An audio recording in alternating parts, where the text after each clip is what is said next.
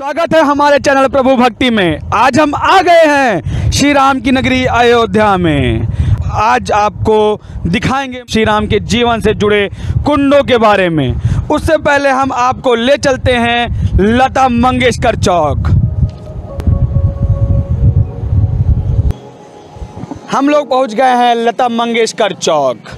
यह चौक पहले नया घाट के नाम से भी जाना जाता था। आप देख सकते हैं कि लता मंगेशकर चौक पर वीणा लगी हुई है और इस चौक पर लता जी के गाने बजते रहते हैं। आइए हम आगे बढ़ते हैं और ले चलते हैं आपको राम जी की पैड़ी पर। हम पहुंच गए हैं राम की पैड़ी अयोध्या पर। अभी हमने आपको बताया था कि लता मंगेशकर चौक हमने आपको दिखाया और बताया वहाँ के बारे में। वहाँ हमने बोला कि आइए ले चलते हैं राम की पैड़ी पर। या वही राम की पैड़ी है जहाँ पर दिव्य और भव्य दीपोत्सव मनाया जाता है। इस बार 15,76,000 दीपों का प्रज्वलन करके दिव्य और भव्य दीपोत्सव मनाया गया था। यहाँ पर सुंदर सुंदर चित्रकारी की भी गई है। जय सिया राम लिखा गया है, हनुमान जी का चित्र बनाया गया है। यहाँ पर लोग आते हैं, दर्शनार्थी आते हैं, घूमने आते हैं, दर्शन करने लोग आ रहे हैं। यहाँ लोग दर्शन करने भी आते हैं और घूमने भी आते हैं। आपको हम एक चीज़ और बता दें, यहाँ पर राम की पैड़ी पर एक मंदिर है जिसका नाम नागेश्वर नाथ मंदिर है। भोले बाबा का मंदिर है, बहुत प्रसिद्ध मंदिर है। अयोध्या का प्रसिद्ध मंदिर है नागेश्वर नाथ। यहाँ पे शिवरात्रि को लाखों लोग, लाखों श्रद्धालुओं का जन सैलाब उमड़ता है और लोग दर्शन करने आते हैं।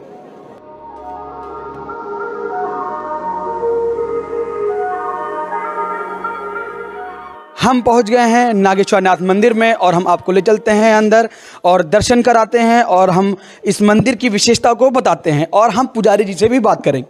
शिव भगवान को समर्पित यह मंदिर राम की पैड़ी पर स्थित है।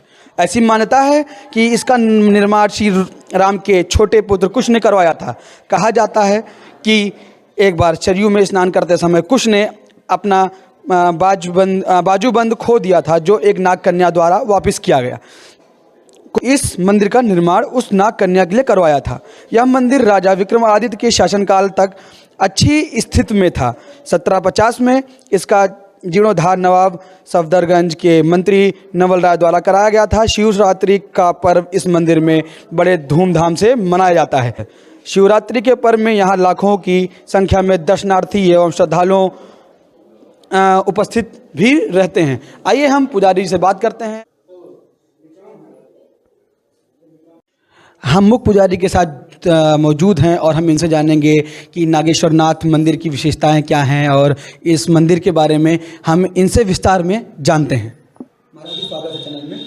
महाराज जी, नागेश्वर नाथ की जो विशेषता है उसके बारे में कुछ बताएं। इसके बारे में तो विशेषता यह है कि अशित गिर समम शात का जलम सिंधु पात्रे सुरतरवर शाखा लेखनी पत्र मुर्वी लिखत यद गृहीत्वा शारदा सर्वकालम तदप तो गुणानाम ईश पारम नयाति। मंदिर के बारे में कुछ विस्तार से जरा बताएं। अच्छा, एक बार लव और कुश आए थे सरजू जी में स्नान करने के लिए। भगवान के लड़का लव कुश, तो कुश भगवान का कंगन जो हाथ में पहना जाता है वो गिर गया था सरजू जी में। तो सरजू जी में एक कुमुद नाग रहता था, तो उसकी कन्या का नाम कुमुदनी था। जब गिर गया उनका तो पा गई थी कुमुदनी, कुमुद नाग की कन्या कुमुदनी पा गई थी। तो कहा प्राप्त करे खतर जो उनका मालूम हुआ उनका कुछ भगवान के हैं, तो अपन क्रोधावेश में है के यार भे तो भोलेनाथ के प्रार्थना करे लगे कुमुद नाग, और उनके प्रार्थना पर भोलेनाथ प्रकट हुए। जब प्रकट हुए तो उन्होंने अभयदान दिया उनको और उन्होंने स्थापना कर दिया। और ये कहा जब से आते हैं कोई श्रद्धालु जो उन्हें भाव से आवत है उनका पूर्ण होता है, यहाँ उनका कामना पूर्ण होता है। ठीक, धन्यवाद महाराज जी। हमारे साथ महाराज जी जुड़े हुए थे और बताए मंदिर की विशेषता के बारे में, नागेश्वर नाथ की विशेषता के बारे में। आइए हम ले चलते हैं आपको सरयू नदी में, सरयू नदी को दिखाते हैं। आइए रुक कराते हैं सरयू नदी का। या वही सरयू नदी है जहाँ पर मर्यादा पुरुषोत्तम श्री राम ने जल समाधि ली थी।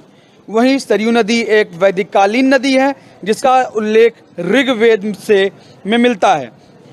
इस संदर्भ में यह वितर्क किया जाता है कि कई ऋग्वेद में इंद्र द्वारा 2 आर्यों के वध की कथा में जिस नदी के तट पर इस घटना के होने का वर्णन है वह यही नदी है। इसकी सहायक राप्ती नदी के भी अरिकावती नाम से उल्लेख का वर्णन मिलता है। रामायण की कथा में सरयू अयोध्या से होकर बहती है जिसे दशरथ की राजधानी और राम जन्मभूमि माना जाता है। वाल्मीकि रामायण के कई प्रसंगों में इस नदी का उल्लेख आया है। उदाहरण के लिए विश्वामित्र ऋषि के साथ शिक्षा के लिए जाते हुए श्री राम द्वारा इस नदी द्वारा अयोध्या से इसके गंगा के संगम तक नाव से यात्रा करते हुए जाने का वर्णन रामायण के बालकांड में मिलता है। कालिदास के महाकाव्य रघुवंशम में भी इस नदी का उल्लेख है। बाद के काल में रामचरितमानस में तुलसीदास ने इस नदी का गुणगान किया है। अब चलते हैं श्री राम से जुड़े हुए कुंड के पास। जैसा कि वीडियो की शुरुआत में हमने बताया था कुंडों के बारे में, श्री राम के जीवन से जुड़े कुंडों के बारे में, हम वहां पहुंच गए हैं जो कि इस कुंड का नाम हनुमान कुंड है और इसका जीवन उद्धार हो रहा है। कुंड का जो है जीवन का उद्धार हो रहा है। इनकी अलग अलग पहचान और महत्व है। आपको बता दें कि जो इसका जीवन उद्धार हो रहा है जिसको बोलते हैं जीर्णोद्धार, 145.44 लाख से हनुमान कुंड का जीर्णोद्धार कराया जा रहा है। राम की नगरी अयोध्या में अनेक प्राचीन व पौराणिक धरोहर हैं। मर्यादा पुरुषोत्तम प्रभु श्री राम के जीवन से जुड़ो कुंडों का जीर्णोद्धार भी हो रहा है। इनकी अलग अलग पहचान व महत्व हैं। इनमें से एक हनुमान कुंड भी है। हनुमान कुंड को लेकर धार्मिक मान्यता है कि विभीषण जब अयोध्या आए थे तो यहीं रहते थे। इस कुंड में स्नान करने से सभी इच्छाएं पूर्ण होती हैं। आइए हम विस्तार से पुजारी जी से जानते हैं। महाराज जी, ये जो हनुमान कुंड है इसके बारे में कुछ विस्तार से बताएं। जय श्री राम। ऐसे तो हम कुछ इसके बारे में विशेष जानते नहीं, अपने गुरुदेव भगवान के मुखर बिंदु से सुने हैं कि जो वहाँ पे हनुमान जी का मंदिर है, जाइएगा दिखेंगे वहाँ पे मंदिर है और वो मंदिर में जो हनुमान जी हैं इस कुंड से निकले हैं। हनुमान जी जब आए थे वहाँ से राम जी के साथ तो यहीं रहते थे पहले। और एक इसमें बहुत बड़ी खासियत है इस कुंड की कि आज तक कभी पानी नहीं झुका। अभी जब ये सौंदर्यकरण हो रहा था लोगों ने सोचा कि इसका सफाई मतलब पानी निकाल कर कितने टेबल लगाए, लेकिन पानी नहीं झुका। लास्ट में 2-2 लगाए गया टेबल, फिर भी नहीं झुका। ऐसे मतलब अपना कार्य किया गया। आपने अभी हम वीडियो में उपस्थित नहीं थे तो हमने आपसे पूछा था, आपने बताया कि जिसमें इस कुंड से जितना पानी निकाला जाता है ये वो बढ़ता जाता है। अभी 2-3 दिन देखिए, अभी प्रमाण है। ये देखिए पानी बढ़ा है, जो दिख रहा है का अभी बढ़ा है प्रमाण। ये देखिए अभी लगाएगा तो वहाँ पर टेबल देखिए, वहाँ प्रमाण है। वो पत्थर रखकर वहाँ टेबल रखा गया था, वहाँ से अभी प्रमाण है कि देखिए पूरा निकला है पानी। अभी झुक गया, फिर बंद जब कर दीजिएगा तो सही हो जाता है। नहीं तो बढ़ता जाता है अपने से। जी धन्यवाद महाराज जी। आइए हम उन लोगों से बात भी कराते हैं आपको जो मंदिर का जीर्णोद्धार मतलब जीर्णोद्धार कर रहे हैं। वो राजस्थान से आए हैं और कब से आए हैं, कितने दिनों से आए हैं, कितने दिन काम कर रहे हैं यहाँ पे और अभी कब तक काम चलेगा, अभी हम आपको उनसे बात कराते हैं। हमारे साथ यहाँ के जो कारीगर हैं और जो हनुमान कुंड का जीर्णोद्धार कर रहे हैं, काफ़ी दिनों से कर रहे हैं, उनसे हम आइए बात करते हैं। कहाँ से आए हैं आप? राजस्थान से। कितने दिनों से यहाँ पे आप कार्य कर रहे हैं? हनुमान कुंड का जो ये जीर्णोद्धार हो रहा है, जीवनोद्धार हो रहा है, कितने दिन से यहाँ पे आप कारीगरी कर रहे हैं? 3 महीने से काम कर रहे हैं यहाँ पे और राजस्थान से बोल रहे हैं हम। ये मंदिरों का है, हनुमान कुंड है, इनका काम कर रहे हैं साहब। लगभग अभी कितने दिन काम चलता रहेगा यहाँ पे? 1 हफ्ता काम चलता रहेगा इसमें। आपने अभी तक क्या क्या बनाया यहाँ पे और किस किस की चीज़ की कारीगरी की है? इसमें जाली भी लगी है, टॉप भी डाला है, लाइटिंग लगी हुई है। हनुमान कुंड के नीचे भी पानी भरा हुआ है, इसमें सब चीज़ की व्यवस्था है यहाँ पे। नाम क्या है? केशव। ये हमारे साथ केशव जी थे और उन्होंने बताया कि हनुमानगढ़ का जीर्णोद्धार हो रहा है। हम यहाँ पे राजस्थान से आए हुए हैं, 3 महीने से लगातार काम कर रहे हैं। इस वीडियो में इतना ही। देखते रहिए प्रभु भक्ति।